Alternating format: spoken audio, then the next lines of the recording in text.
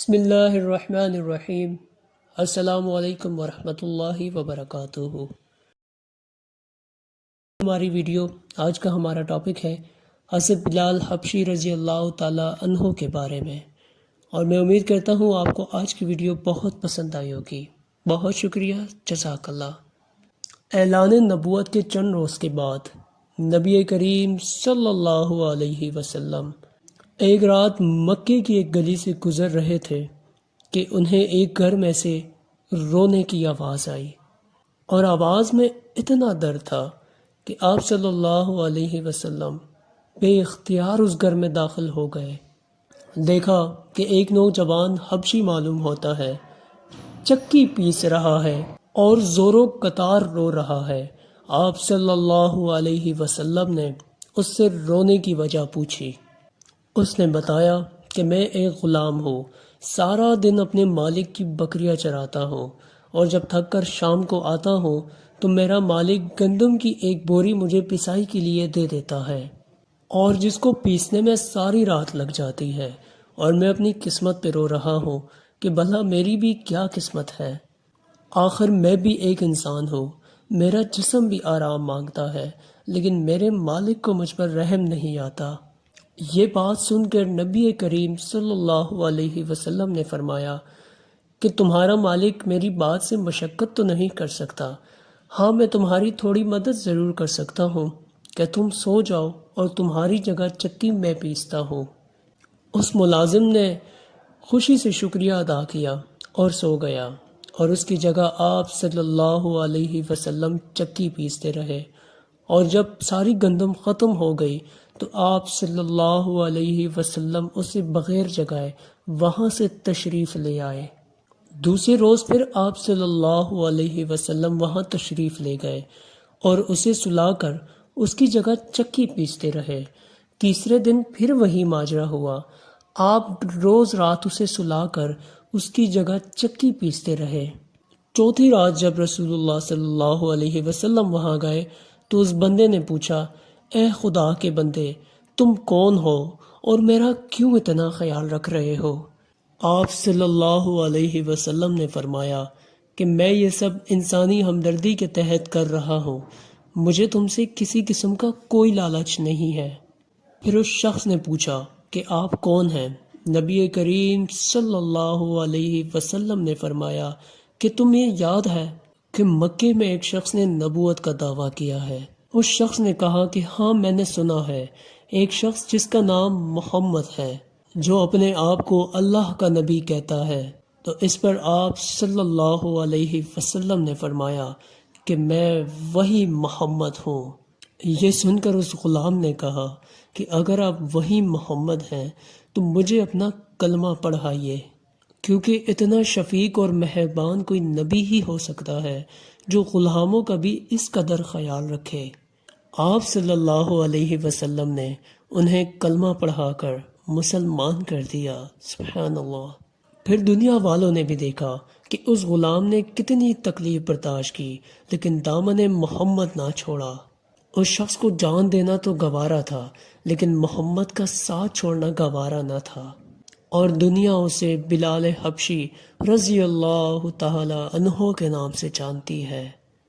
آپ صلی اللہ علیہ وسلم کے وصال کے بعد حضرت بلال حبشی رضی اللہ تعالی عنہ گلیوں میں یہ کہتے پھرتے، اے لوگو، کیا تم نے کبھی رسول اللہ صلی اللہ علیہ وسلم کو کہیں دیکھا ہے؟ تم مجھے بھی دکھا دو۔ کہیں 6 مہینے بعد حضرت بلال حبشی رضی اللہ تعالی عنہ کو خواب آیا۔ خواب میں رسول اللہ صلی اللہ علیہ وسلم فرماتے ہیں، اے بلال، یہ کیا بے وفائی ہے، تو مجھ سے ملاقات بھی نہیں کرتا، کیا اب ہماری ملاقات کا ٹائم آ نہیں گیا؟ نیند سے بیدار ہو کر حضرت بلال حبشی رضی اللہ تعالی عنہ اونٹ پر سوار ہوئے، لبیک یا رسول اللہ یا سیدی کہتے ہوئے مدینہ منورہ کی طرح روانہ ہو گئے، اور جب مدینہ منورہ میں داخل ہوئے پھر مسجد نبوی پہنچ کر حضرت بلال حبشی رضی اللہ تعالی عنہ نے آپ صلی اللہ علیہ وسلم کو ڈھونڈنا شروع کر دیا۔ کبھی آپ صلی اللہ علیہ وسلم کو مسجدوں میں تلاش کرتے، تو کبھی آپ صلی اللہ علیہ وسلم کو حجروں میں تلاش کرتے۔ جب کافی ڈھونڈنے کے بعد آپ صلی اللہ علیہ وسلم کہیں نہ ملے تو حضرت بلال رو کر کہنے لگے، یا رسول اللہ، تو نے تو کہا تھا کہ آ جاؤ، ہماری ملاقات کا وقت آ گیا ہے۔ یہ کہہ کر حضرت بلال حبشی رضی اللہ تعالی عنہ بے ہوش ہو گئے، مزار پر انوار کے پاس گر پڑے۔ کافی دیر بعد ہوش آیا اور اتنی دیر تک سارے مدینہ منورہ میں یہ بات پھیل گئی کہ مؤذن رسول بلال رضی اللہ تعالی عنہ آ گئے ہیں۔ اور پھر مدینہ منورہ کے بوڑھے، جوان، بچے اور عورتیں مل کر عرض کرنے لگے، بلال، ایک دفعہ وہ اذان سنا دو جو محبوب خدا صلی اللہ علیہ وسلم کے زمانے میں سناتے تھے۔ تو اس پر بلال کہنے لگے، میں معذرت خواہ ہوں، اذان کے دوران اشہد ان محمد رسول اللہ کہتے ہوئے میں رسول اللہ صلی اللہ علیہ وسلم کو دیکھ کر اپنی آنکھوں کو ٹھنڈک پہنچاتا تھا، مگر اب میں کسے دیکھوں گا؟ اور پھر حضرت امام حسین نے حضرت بلال کا ہاتھ پکڑا اور انہیں کہنے لگے، اے بلال، ہم آپ سے وہی اذان سننا چاہتے ہیں جو اب ہمارے نانا جان اللہ کے رسول آپ صلی اللہ علیہ وسلم کے دور میں سنایا کرتے تھے۔ اب یہاں پر حضرت بلال رضی اللہ تعالی عنہ کو انکار کا کوئی داعیہ نہ تھا، اور پھر حضرت بلال اسی مقام پر کھڑے ہو کر جہاں رسول اللہ صلی اللہ علیہ وسلم کے دور میں کھڑے ہو کر اذان دیا کرتے تھے۔ بعد کی کیفیت کا حال خطبہ سر میں ایسے بیان ہوا ہے، جب آپ رضی اللہ تعالی عنہ نے ایک بلند آواز میں اللہ اکبر، اللہ اکبر کہا، مدینہ منورہ گونج اٹھا۔ آپ جیسے جیسے آگے بڑھتے گئے جذبات میں اضافہ پیدا ہوتا گیا، لوگوں کی آنکھیں آنسوؤں سے بھر آئی بلال، اور جب اشہد ان محمد رسول اللہ کے الفاظ عطا کیے، جذبات میں مزید اضافہ ہو گیا، اور حتیٰ کہ یہاں تک کہ اپنے گھر میں موجود خاتون بھی گھروں سے باہر نکل آئی اور لوگوں نے کہا، رسول خدا صلی اللہ علیہ وسلم تشریف لے کر آئے ہیں۔ علامہ اقبال رحمت اللہ تعالی علیہ اذان بلال رضی اللہ تعالی عنہ کو ترانہ عشق قرار دیتے ہوئے فرماتے ہیں، اذان ازل سے تیرے عشق کا ترانہ بنی، نماز اس کے نظارے کا ایک بہانہ بنی، اور عاشق زلف رسول صلی اللہ علیہ وسلم حضرت بلال حبشی سیدنا رحمت اللہ علیہ کائنات کی پہلی وہ عظیم و مقدس ہستی ہیں جن کو پہلے محسن ہونے کا ایک اعلیٰ شرف حاصل ہوا۔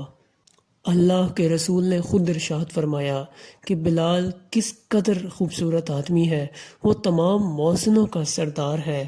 والد رپاح اور والد امامہ عرب کے ایک قبیل ایک نام تھے۔ سیدنا حضرت بلال امیہ بن خلف کے غلام تھے۔ وہ اپنے غلام کی بکریاں چرانے پہاڑوں پر جایا کرتے تھے، اور ایک دفعہ آپ کا گزر غار حرا سے ہوا، جہاں رسول کریم صلی اللہ علیہ وسلم اپنے غار یار سے سیدنا حضرت ابوبکر صدیق کے ساتھ تشریف فرما تھے۔ اللہ کے رسول غیب دانے حبشی اس نوجوان کو دیکھا تو کہنے لگے، میں اللہ کا رسول ہوں، تمہاری اسلام کے مطابق کیا رائے ہے؟ اور حضرت بلال حبشی صلی اللہ علیہ وسلم کے ذات سے پہلے ہی متاثر ہو چکے تھے۔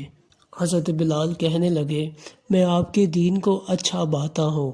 یہ کہہ کر حضرت بلال وہاں سے لوٹنے لگے، مگر ان کا دل دماغ وہی حضور کی طرف رہ گیا۔ دوسرے دن پھر بکریوں کو وہیں اسی مقام پر لے کر پہنچے۔ نبی کریم صلی اللہ علیہ وسلم کی اور سادہ باتیں سنی، حضرت بلال کا دل اور بھی بے قرار ہو گیا۔ سچائی آپ کے قلب پر اسلام کے نام پر پہلے ہی بہت اچھی تھی، جو دین اسلام کی صورت میں سامنے آ گئی، اور آپ نے اسلام کی پکار پر کلمہ لبیک کہتے ہوئے شہادت پڑھا۔ اور اس وقت حضرت بلال حبشی رضی اللہ تعالی عنہ کی عمر 28 برس تھی۔ آپ ان پہلے 7 خوش نصیبوں میں سے ہیں جن کے لیے اسلام نے اپنے دروازے کھول دیے۔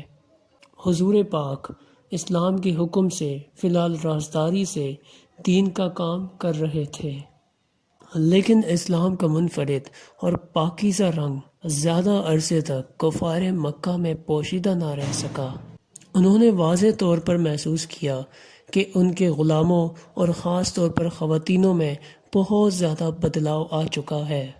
بن خلف کو جلدی ہی یہ خبر مل گئی کہ اس کا غلام حضرت بلال رسول اللہ صلی اللہ علیہ وسلم کا غلام بن چکا ہے اور اس کا شمار آپ کے ساتھیوں میں ہوتا ہے۔ یہ سن کر امیہ سے کچھ رہا نہ گیا اور اس نے حضرت بلال پر ظلم و ستم کے پہاڑ گڑانا شروع کر دیے۔ ہرا کی یہ زمین اپنی گرمی کی وجہ سے بہت مشہور تھی، دھوپ میں تانبے کی طرح گرم ہو جاتی تھی، اور امیہ حضرت بلال کو اس گرم تانبے کی زمین پر لیٹاتا، آپ کے سینے پر بڑے اور بھاری پتھر رکھتا، مگر پھر بھی حضرت بلال کی زبان سے احد احد کے سوا اور کچھ بھی نہ نکلتا تھا، اور امیہ اسے کہتا کہ اب بھی تو محمد کے خدا سے باز آ جا، لیکن حضرت بلال کی زبان سے حضرت محمد کا نام ہی نکلتا رہ گیا۔ وہ اتنے ظلم و ستم کے بعد بھی حضرت محمد صلی اللہ علیہ وسلم کا نام پکارتا رہا۔ آپ کے سینے میں عشق رسول کی حقیقی شمع روشن تھی، کیونکہ آپ عاشق حبیب خدا تھے۔ اور حضرت بن حاس فرماتے ہیں، میں نے بلال کو اس حالت میں دیکھا کہ امیہ نے بلال کو ایک تپتی ہوئی زمین پر لٹایا ہے کہ جس پر اگر گوشت بھی رکھ دیا جاتا تو وہ بھی جل جاتا۔ اتنے ظلم کے بعد بھی حضرت بلال اللہ کے سوا کسی اور کا نام نہیں لے رہا تھا۔ اتنے ظلم و ستم ہوتے ہوئے دیکھ کر یار غار رسول سیدنا ایک دن ان سے رہا نہ گیا اور وہ امیہ کے پاس گئے اور کہنے لگے، کیوں اس بیچارے پر اتنا ظلم کر رہے ہو؟ اگر وہ خدا کی عبادت کرتا ہے یا وہ اپنے خدا کو یاد کرتا ہے تو اس میں بھلا تمہارا کیا برا جاتا ہے؟ اور اگر تم اس کے ساتھ احسان کرو گے تو یہ احسان تمہارے آخرت تک تمہیں کام آئے گا۔ امیہ نے حقارت سے کہا، میں تمہارے خیالی یوم آخرت کا قائل ہی نہیں، جو میرے جی میں آئے گا، جو میرا دل کرے گا میں وہی کروں گا۔ اور سیدنا صدیق اکبر نے اسے پھر پیار و تحمل سے سمجھایا، تم طاقتور ہو، اس بیچارے مظلوم پر ظلم کرنا تمہارے شایان شان نہیں ہے، تم اپنی قومی روایت پر ایک دبا نہ لگاؤ۔ امیہ نے اس پر جواب دیا کہ تم اس کالے غلام میں اتنا ہی ہمدرد ہو تو اسے خرید کیوں نہیں لیتے؟ آپ اسے خریدنے پر راضی ہو گئے اور اسے آزاد کروا دیا۔ سرکار دو عالم صلی اللہ علیہ وسلم نے حضرت بلال کو اپنے پاس بلایا، اور جب انہیں بلال کی آزادی کی خبر مل گئی تو وہ بے حد خوش ہوئے، اور حضرت ابو بکر سے فرمایا کہ مجھے بھی اس میں شریک کر لو۔ تو یار غار نے عرض کیا، یا رسول اللہ، میں تو بلال کو آزاد کر چکا ہوں۔ سیدنا حضرت بلال حبشی اب آزاد تھے اور اپنا زیادہ وقت اپنے کریم اپنے آقا کی بارگاہ میں گزارتے تھے، ان سے قرآن مجید کی تعلیم حاصل کرتے، حکمت و دانائی کی باتیں سیکھتے اور دین حق کو زیادہ سے زیادہ پھیلانے کی کوشش کرتے۔ اور جب ہجرت کا حکم آیا تو حضرت بلال نے بھی ہجرت کی اور مکے سے مدینہ منورہ جا پہنچے۔ رسول کریم صلی اللہ علیہ وسلم نے مہاجرین کو بھی بتا دیا تھا، اور حضرت بلال حبشی رضی اللہ تعالی عنہ کو حضرت ابو رحیہ کا بھائی بنا دیا گیا، جن سے آپ کو بے حد محبت تھی۔ اور جب مدینہ منورہ میں اسلامی حکومت کی تعمیر ڈالی گئی تو 1 سال کے بعد یہ سوال اٹھا کہ لوگوں کو نماز کے لیے بلانے کے لیے کون سا انداز اپنایا جائے، اور لوگوں نے مشورہ دیا کہ ہر نماز کے بعد پرچم کو لہرایا جائے۔ کسی نے کیا کہا، کسی نے کہا کہ ناقوس بجایا جائے، اور کچھ لوگوں نے تجویز کیا کہ آگ نماز کے وقت جلائی جائے جسے لوگ دیکھ کر نماز کے لیے آ جائیں گے۔ حتیٰ کہ کچھ لوگوں نے یہ بھی کہا، ہم لوگوں کے گھروں میں جا کر ان کو نماز کے لیے بلایا کریں۔ اس طرح لوگ نماز کے لیے آ جائیں گے، مگر اللہ کے رسول نے سبھی طریقوں کو ناپسند فرمایا۔ ابھی یہ بحث جاری ہی تھی کہ حضرت عبداللہ بن زید رضی اللہ تعالی عنہ حضور پاک کی خدمت میں حاضر ہوئے کہ مجھے خواب میں ایک شخص نے اذان کے الفاظ سکھائے ہیں۔ یہ کہہ کر انہوں نے وہ کلمات دہرائے اور انہوں نے یہ کلمات سنتے ہی ان کلمات کو پسند فرمایا۔ سیدنا فاروق اعظم نے بھی اسی قسم کا خواب دیکھا تھا۔ انہوں نے اسی موقع پر اپنا بھی خواب بیان کر دیا۔ سرکار کونین نے سیدنا حضرت بلال کو حکم دیا کہ تم اذان دو، پھر آپ نے ان کو اذان کے کلمات سکھائے اور ان کو حکایت فرمائی کہ دونوں کانوں میں انگلی دے کر اذان دو تاکہ تمہاری آواز بہت بلند ہو اور بہت دور تک جا پہنچے۔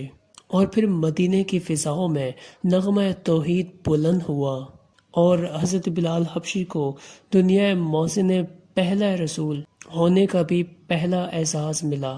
اور جب مسجد نبوی کی تعمیر ہوئی تو ایک سرے پر ایک نبوہ بنا کر اس کے اوپر ایک چھت ڈال دی گئی، اور چھت ڈالنے کے بعد وہاں ایک صحابی جنہیں اصحاب صبا کہا جاتا ہے، وہ حضور کی خدمت کرتے اور وہیں اس چھت تلے رہنے لگ چکے تھے، اور عربی میں صفا چبوترے کو کہتے ہیں۔